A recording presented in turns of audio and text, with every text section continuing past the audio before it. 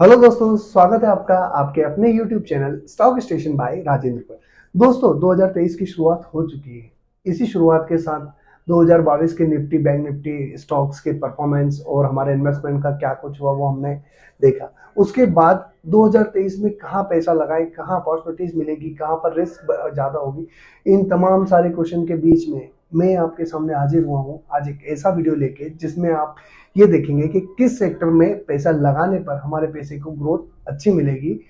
दोस्तों आज मैंने एक ऐसा सेक्टर आइडेंटिफाई किया है। उस सेक्टर को आइडेंटिफाई करने के साथ साथ उस सेक्टर के कुछ स्टॉक्स भी मैं आपको बताऊंगा कि किन स्टॉक्स में पैसे लगाने पर 2023 में हमें अच्छा रिटर्न निकल सकता है, या किस सेक्टर में हमें पैसे लगाने पर हमारे पैसे को ग्रोथ अच्छी मिलेगी। उससे पहले दोस्तों, यदि अगर अभी तक आपने मेरे चैनल को सब्सक्राइब नहीं किया हो तो जाइए और चैनल को सब्सक्राइब कीजिए, बेल आइकन को प्रेस कीजिए। जी हाँ दोस्तों, मैं बात कर रहा हूँ निफ्टी मेटल की। निफ्टी मेटल का में एक ऐसा चार्ट फ्रेम हुआ है जिसमें 8 से 9 महीने के कंसोलिडेशन के बाद एक बड़ा ब्रेकआउट आ रहा है। उस ब्रेकआउट में क्या कुछ है, कहाँ ब्रेकआउट आ रहा है, उसके साथ साथ निफ्टी मेटल के या मेटल सेक्टर के कौन से स्टॉक्स में तेजी आने वाली है, वो सारी चीजें हम इस वीडियो में डिस्कस करेंगे। साथ ही हम ये देखेंगे कि 2023 में कहाँ निवेश करें ताकि आने वाले समय में हमारे फंड को अच्छा ग्रोथ मिल सके या हमारा पैसा आसानी से ग्रो कर सके। उन सारी चीज़ों को डिस्कस करने के लिए चलते हैं हम चार्ट पर और देखते हैं कि निफ्टी मेटल के चार्ट में कहाँ ब्रेकआउट आया है और उसके साथ साथ किन कंपनीज में निफ्टी मेटल की ब्रेकआउट है, कहाँ निवेश करें, वो सारी चीज़ें देखने के लिए चलते हैं चार्ट। चलिए दोस्तों, अब स्टार्ट करते हैं हम निफ्टी मेटल्स की चार्ट एनालिसिस। उसके लिए हम सबसे पहले यहाँ पर निफ्टी मेटल फाइंड करते हैं चार्ट पर। ये देखा मैंने, तो ये निफ्टी मेटल्स का चार्ट ओपन हो गया हमारे सामने। अब इस चार्ट की अगर हम बात करें तो ये कुछ इस तरीके का दिखता है हमें। अगर लॉन्ग टर्म फ्रेम में देखेंगे तो ये एक चार्ट इस लाइन के रूप में हमें दिख रहा है। इसको मैं थोड़ा सा वाइड कर लेता हूँ ताकि हमें चीज़ें क्लियर दिखने लगेगी। और सबसे पहले मैं इस जो कैंडलस्टिक चार्ट है इसको लाइन चार्ट कर लेता हूँ ताकि हमें जो भी इसके ऊपर काम करना है वो काफ़ी अच्छे से हो सके। अब दोस्तों बात करते हैं हम कि ये जो चार्ट है हमारा, इसको कैसे हम रीड करेंगे या क्या इसमें ब्रेकआउट दिख रहा है। जैसे अगर आप थोड़ा देखेंगे आप तो आपको भी कुछ लग रहा होगा। जैसे बात की जाए यहाँ पर अप्रैल 2022 के आसपास, तो देखेंगे हम तो अप्रैल 2022 के आसपास निफ्टी मेटल्स ने अपना हाई बनाया था। उसके बाद वो काफ़ी ज़्यादा करेक्ट हुआ और नीचे में 4400 के आसपास नीचे भी आ गया था। अब यहीं से वापस से इसमें जो अपवर्ड ट्रेंड स्टार्ट हुआ तो ये यहाँ तक आया। अब देखेंगे अगर हम तो जो हमारा हाई था अप्रैल 2022 का, उसी हाई को फिर से फेस कर रहा है एज अ रेजिस्टेंस। तो मैं रेजिस्टेंस फाइंड करने के लिए लाइन ड्रॉ करता हूँ जो कि मेरी हॉरिजॉन्टल लाइन होगी। ये मैंने हॉरिजॉन्टल लाइन लेता हूँ और मैं यहाँ ड्रॉ करता हूँ जो कि मुझे एक रेजिस्टेंस की लाइन मिल जाएगी। ये देखिए दोस्तों, अब हमें एक रेजिस्टेंस लाइन मिल गई है और एक मैं ट्रेंड लाइन ड्रॉ करूँगा जो कि मुझे यहाँ से यहाँ ड्रॉ करना है। ये देखिए, ये मैं लाइन ड्रॉ करता हूँ, ये मैंने लाइन ड्रॉ की। अब इस जो चार्ट है हमारा, इसको मैं वापस से कैंडलस्टिक चार्ट में कन्वर्ट कर लेता हूँ। जैसे ही मैं कैंडलस्टिक चार्ट में कन्वर्ट करता हूँ और देखेंगे हम तो हमें कुछ ये चार्ट इस तरीके का दिखेगा। अगर हम देखें तो ये ट्राइंगल ब्रेकआउट लग रहा है मुझे। देखेंगे आप ध्यान से तो आपको भी समझ में आएगा कि एक ट्राइंगल ब्रेकआउट पैटर्न लग रहा है हमें। तो ये जो ट्राइंगल ब्रेकआउट पैटर्न है, उल्टा ट्राइंगल बोल सकते हैं इसको हम। अब यहाँ से जो निफ्टी मेटल्स में तेजी आएगी तो काफ़ी अच्छी तेजी आएगी और मोटी मोटी बात की जाए तो 20 से 25% की तेजी हमें आराम से मिलेगी। अगर हम देखेंगे आरएसआई का, तो आरएसआई का भी यहाँ पर ब्रेकआउट मिल रहा है हमें। और वहीं बात की जाए एडीएक्स की, तो एडीएक्स का जो पॉजिटिव डाइवर्जेंस होता है वो उसका भी ब्रेकआउट हमें यहाँ मिल रहा है। इसके साथ साथ अगर हम देखें तो ये निफ्टी मेटल्स जो है काफ़ी अच्छी तेज़ी दिखाने के लिए तैयार है और लंबे टाइम फ्रेम का ब्रेकआउट है, तो बड़ा रिटर्न एक्सपेक्टेड है यहाँ पर। 2023 का जो रिटर्न है वो काफ़ी बड़ा एक्सपेक्ट है यहाँ पर। देखेंगे हम तो अप्रैल 2023 के बाद में उसने आज वापस से मोटा मोटा 8-9 महीने के रेजिस्टेंस फेस करने के बाद या कंसोलिडेशन के बाद, या अगर बात करूं मैं तो एक अच्छा डाउनवर्ड ट्रेंड आया। उसके बाद रिकवरी जो आई और रिकवरी के बाद जो तेज़ी आ रही है वो यहाँ अगर ब्रेकआउट मिलता है हमें, तो ब्रेकआउट के बाद अब मान के चलिए कि कम से कम हमें 25 से 30% का नया रिटर्न निकलना चाहिए 2023 में। और 2023 मेटल स्टॉक्स के लिए काफ़ी अच्छा रहेगा। ये हमने बात की निफ्टी मेटल्स के चार्ट की।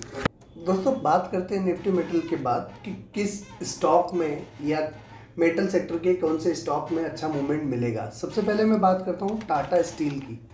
दोस्तों ये 2023 के पोर्टफोलियो के हिसाब से हम बात कर रहे हैं। 2023 में टाटा स्टील हमें क्या रिटर्न दे सकता है वो हम आके चार्ट पे देखेंगे। ये चार्ट कुछ इस तरह का दिख रहा है। अगर हम बात करेंगे तो एडीएक्स भी हमारा काफ़ी अच्छा मूव कर रहा है, अच्छी पोजीशन पर आकर खड़ा हुआ है। और वहीं अगर हम बात करें तो एडीएक्स का जो पॉजिटिव डाइवर्जेंस है वो भी अच्छी कंडीशन में है और आरएसआई का ब्रेकआउट ऑलरेडी हो चुका है। अब हम बात करते हैं, मैं बात करने से पहले एक लाइन ड्रॉ करूँगा।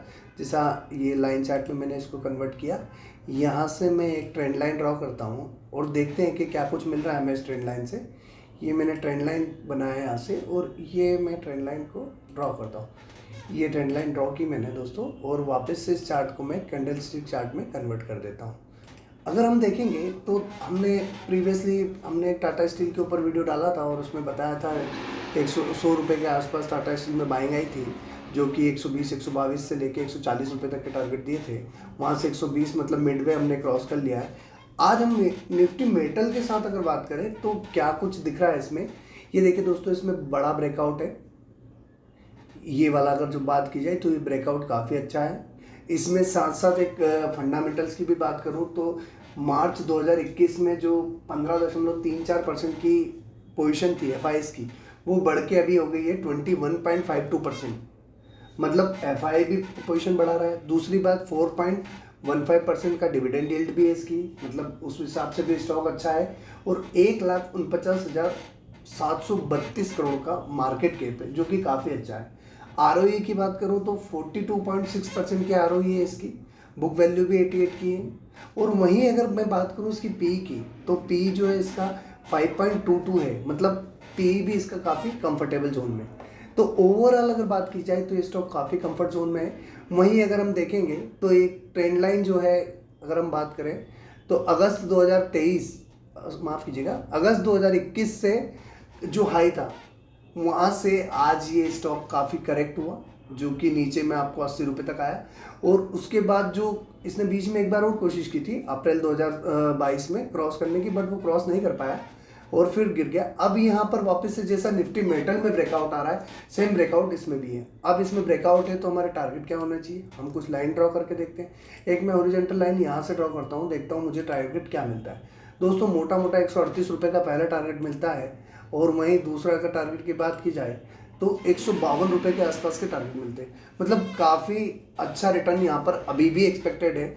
30 रुपये मोटा मोटा हमको इसमें मिल जाएगा। अब 30 रुपये की बात करूँ तो एक अच्छा अमाउंट होता है। 120 रुपये के शेयर में 30 रुपये, काफ़ी अच्छा रिटर्न एक्सपेक्टेड है। दोस्तों अगला जो स्टॉक है हमारा इस सेक्टर का, वो है हमारा हिंद जिंक।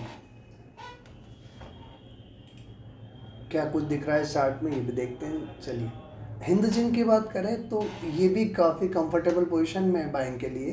अगर मैं वही सेम कंडीशन करता हूँ कि पहले सबसे पहले लाइन चार्ट में कन्वर्ट करता हूँ इसको और यहाँ एक हॉरिजॉन्टल लाइन ड्रॉ करने की कोशिश करता हूँ। ये यहाँ मैं एक हॉरिजॉन्टल लाइन ड्रॉ करता हूँ, है ना। उसके बाद में अगर देखेंगे हम तो एक अपवर्ड ट्रेंड क्या है इसका, वो हम डिसाइड करने के लिए कुछ इस तरीके की एक लाइन ड्रॉ करने की कोशिश करते हैं।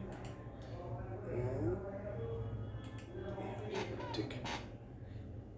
अब दोस्तों मैं इस चार्ट को फिर से कैंडलस्टिक चार्ट में पैटर्न में कन्वर्ट कर देता हूँ। अब देखेंगे अगर हम यहाँ पर तो देखिए बहुत अच्छा ब्रेकआउट आ रहा है। इसमें भी आरएसआई का भी कंफर्ट जोन में, आरएसआई एडीएक्स भी हमारा कंफर्ट जोन में है और वहीं एडीएक्स का जो डाइवर्जन है, पॉजिटिव डाइवर्जन, वो भी काफ़ी कंफर्ट जोन में। अगर हम बात करें आज तो 360 361 रुपये के आसपास चल रहा है। और दोस्तों सबसे इम्पॉर्टेंट चीज़ है इसमें कि 64.92% की होल्डिंग इसके प्रमोटर्स के पास है। 3.03% होल्डिंग जो है DII लेके बैठी हुई है और गवर्नमेंट ऑफ इंडिया 29.54% होल्डिंग इस स्टॉक में लेके बैठी हुई है। मतलब मोटा मोटा अगर बात की जाए तो 97.49% की होल्डिंग जो है वो सेफ जोन में है। वहीं दोस्तों अगर मैं बात करूं कि FD से अच्छा जो रिटर्न है इसका वो डिविडेंड यील्ड है। 10.1% की इसकी डिविडेंड यील्ड है। मतलब किसी भी कंडीशन में स्टॉक बुरा नहीं है। अब मैं बात करता हूँ यहाँ पर कि इसमें जो ब्रेकआउट आ रहा है, देखिए हम पहले भी इसने 2021 मई में ब्रेकआउट देने की कोशिश की, फिर वहाँ से सक्सेस नहीं हुआ, नीचे आया, नीचे में वापस से कुछ छोटे लो बनाए इसने। उसके बाद एक बार फिर इसने कोशिश की अक्टूबर 2021 में, मतलब अगर देखेंगे हम तो मई 2021 से अक्टूबर 2021, उसके बाद कई बार 1 2 3 बार कोशिश की उसने और ब्रेकआउट देने में कंफर्टेबल नहीं हो पाया, गया और वहाँ पर किसी न किसी कारणवश ये नीचे आ गया। अब अगर हम देखेंगे ना दोस्तों, तो यहाँ से जो सपोर्ट लाइन हमने ड्रॉ की, उस सपोर्ट लाइन का सपोर्ट लेके अब यहाँ इसने ब्रेकआउट दिया फर्स्ट टाइम। ये देखिए, ध्यान से देखेंगे आप तो ये काफ़ी अच्छा ब्रेकआउट है और उसके ऊपर की क्लोजिंग भी हो चुकी है। सबसे इंपॉर्टेंट चीज़ है क्लोजिंग, वो क्लोजिंग मिल गई हमें। उस क्लोजिंग के मिलने के बाद अगर हम देखेंगे कि हमारा टारगेट क्या होना चाहिए, तो पहला ही टारगेट जो निकल के आता है वो आता है 408 रुपये का। ये छोटे से कुछ हर्डल है जो बहुत ज़्यादा इफेक्टिव नहीं रहेंगे। उसके बाद अगर हम देखेंगे तो 408 रुपये का, 410 रुपये का पहला टारगेट आता है। मतलब 408 रुपये मतलब मोटा मोटा 30 रुपये के आसपास हमें यहाँ मिलते हैं। 30 रुपये मतलब वही 8 से 9% का रिटर्न हमें इनिशियल स्टेज पे यहाँ पर इस स्टॉक में भी मिलता है। मतलब अगला जो ईयर है 2023, जो हम अभी जिस साल में इंटर किए हैं, 2023 का जो ट्रेंड है वो मेटल्स ट्रेंड होना चाहिए, जो मुझे चार्ट के साथ साथ इन दो स्टॉक की एनालिसिस करने में दिखा। और इनमें कोशिश कीजिएगा कि कहीं ना कहीं आप पोजीशन बना सको और अच्छा रिटर्न ले पाओ। दोस्तों ये था हमारा चार्ट एनालिसिस निफ्टी मेटल्स का, जिसमें काफ़ी लंबे समय बाद ब्रेकआउट आ रहा है।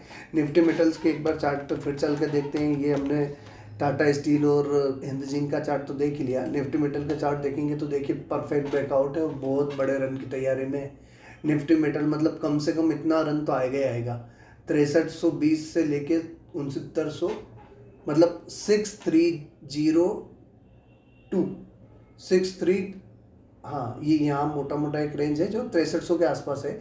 और 6300 से अगर बात करें तो 6900 के आसपास का इसका रेजिस्टेंस था अभी तक का। तो 6300 से 6900 की बात करूँ तो मोटा मोटा 600 पॉइंट है। 600 पॉइंट मतलब अगर अगला जो लेवल आता है 7500 के आसपास आता है। 7500 मतलब वही 8 से 9% का रिटर्न निफ्टी मेटल्स में फिर से। तो दोस्तों मौका मत छोड़िएगा, चांस लीजिएगा, जहाँ भी आपको मौका मिले आप इसमें एंटर कीजिएगा और पोजीशन ज़रूर बनाइएगा। अच्छा रिटर्न एक्सपेक्टेड है। 2023 की टॉप पिक में मेरे हिसाब से टाटा स्टील, हिंद जिंक, ये ऐसे स्टॉक्स है जो काफ़ी अच्छे रिटर्न देंगे, साथ साथ डिविडेंड यील्ड भी अच्छी रखते हैं। दोनों ही स्टॉक अगर आप देखेंगे तो एफडी के आसपास के आपके डिविडेंड यील्ड भी है इनकी, और सेफ जोन में है आप। निफ्टी मेटल्स में बड़ा ब्रेकआउट आने वाला है, इसको आप इंटर करने से पहले एक बार अपना खुद का एनालिसिस भी कर लीजिएगा। ये हमारा एक एजुकेशनल पर्पज से रहता है।